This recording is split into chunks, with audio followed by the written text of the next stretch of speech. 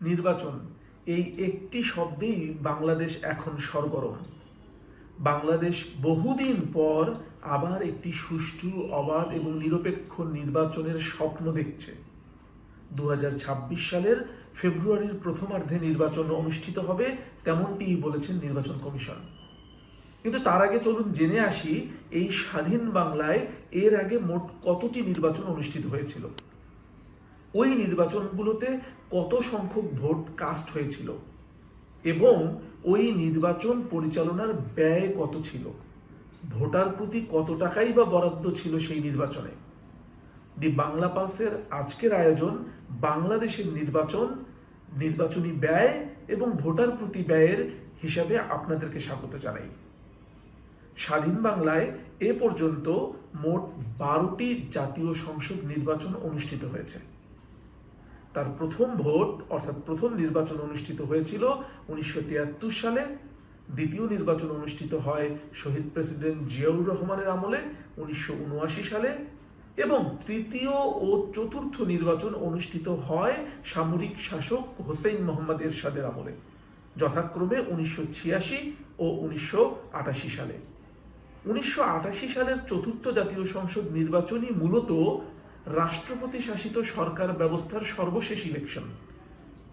এরপরে বাংলাদেশ রাষ্ট্রপতি শাসিত সরকার ব্যবস্থা থেকে প্রধানমন্ত্রী শাসিত সরকার বা সংসদীয় ব্যবস্থাপনায় প্রবেশ করে এবং পঞ্চম জাতীয় সংসদ নির্বাচনের মাধ্যম 1991 সালে বাংলাদেশ এই সংসদীয় গণতন্ত্রে প্রত্যাবর্তন করে। এরপরে ষষ্ঠ জাতীয় সংসদ ইলেকশন এবং সপ্তম জাতীয় সংসদ ইলেকশনের মাঝখানে ব্যবধান মাত্র 3 মাসের। 1996 সালে বাংলাদেশের ষষ্ঠ এবং সপ্তম দুটো জাতীয় সংসদ ইলেকশন অনুষ্ঠিত হয়।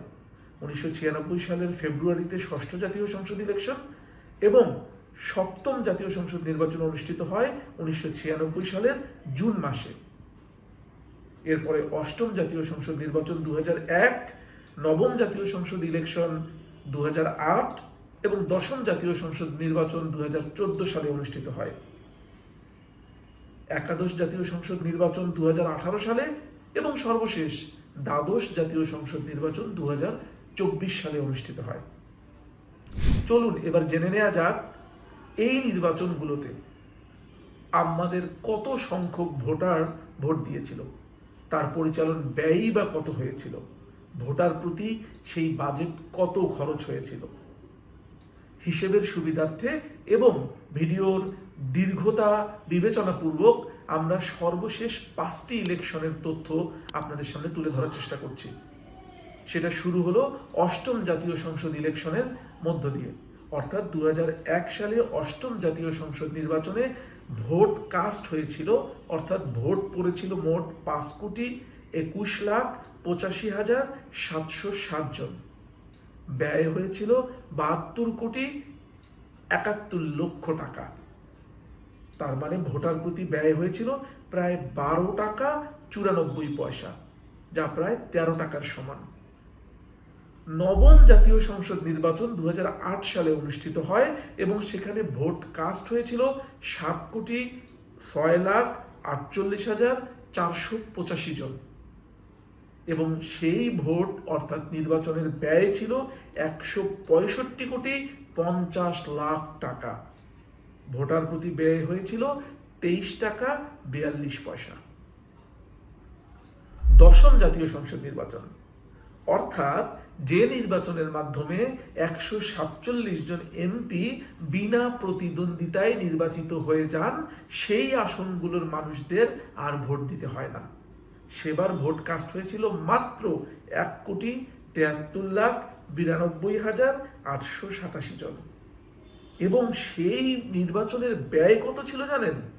264,68,00,000 টাকা। ভোটার প্রতি ব্যয় হয়েছিল 152 টাকা।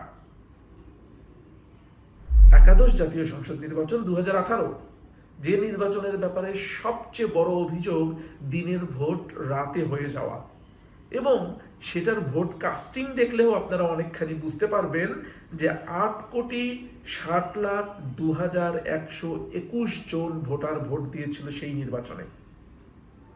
এবং ওই নির্বাচনের ব্যয় ছিল 700 কোটি টাকা।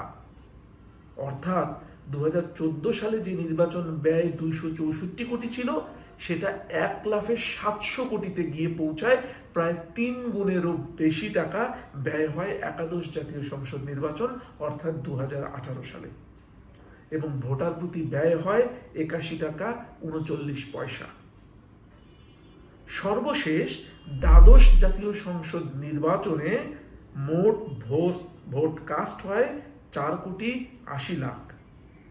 এই নির্বাচনে মাত্র 40% ভোট কাস্ট হয়েছিল, অথচ এই নির্বাচনে ব্যয় হয়েছিল 2276 কোটি 22 লাখ টাকা।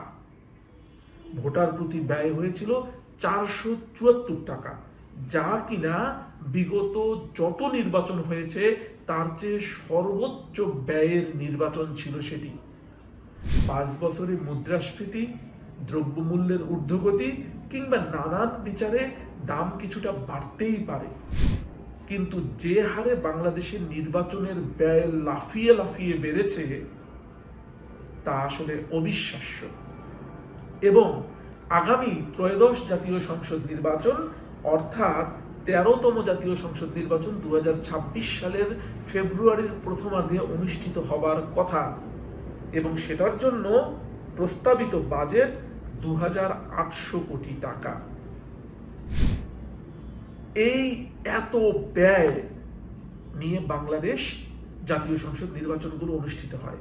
এখন দেখার বিষয় জনগণ কতটা স্বতঃস্ফূর্তভাবে এই ভোটে বা এই নির্বাচনে অংশগ্রহণ করে।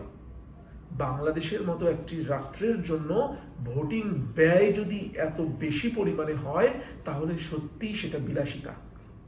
আইন শৃঙ্খলা রক্ষাকারী বাহিনী, পুলিশ, র্যাব, বিজিবি, সেনাবাহিনী, নৌবাহিনী, কোস্টগার্ড, সব বাহিনী, আনসার, সব বাহিনীর ভেতরেই এই নির্বাচনী ব্যয় রয়েছে। যারা দায়িত্ব পালন করেন, রিটার্নিং কর্মকর্তাদের জন্য আলাদা ভাতা সহ সবকিছু মিলিয়ে যে নির্বাচনী ব্যয় সেটা হিসেব করা হয়। এছাড়াও রয়েছে ব্যালট পেপার ছাপানো, নিরাপদে তা প্রত্যেকটি কেন্দ্রে কেন্দ্রে পৌঁছে দেয়া। এগুলো মূলত নির্বাচনী ব্যয়। এখন প্রশ্ন হলো, যদি একটি গণভোট অনুষ্ঠিত হয় তাহলে একই রকম ব্যবস্থাই কিন্তু বাংলাদেশ সরকারকে কিংবা নির্বাচন কমিশনকে নিতে হবে। সেক্ষেত্রে এই ব্যয় বিশেষজ্ঞরা ধারণা করছেন 2000 কোটি টাকা ছাড়িয়ে যেতে পারে। বাংলাদেশের বর্তমান অর্থনৈতিক কন্ডিশন কিংবা নির্বাচনের এই ব্যাপক ব্যয় বহন করার মতো অর্থনৈতিক সক্ষমতা বাংলাদেশের আছে কিনা, কিংবা বাংলাদেশকে নিকট ভবিষ্যতে এটা বড় মাপের প্রভাব ফেলবে কিনা, সেটি নিয়ে কথা হবে পরবর্তী ভিডিওগুলোতে। যারা যুক্ত হচ্ছেন যে বাংলা পালসের এই আয়োজনে সাবস্ক্রাইব করে পাশে থাকুন, কমেন্ট করুন, শেয়ার করে আরো বন্ধুদেরকে দেখার সুযোগ করে দিন। ধন্যবাদ।